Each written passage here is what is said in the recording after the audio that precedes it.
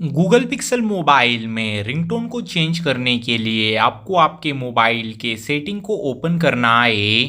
अब आपको कुछ इस तरीके से नीचे साउंड एंड वाइब्रेशन के ऊपर क्लिक करना है।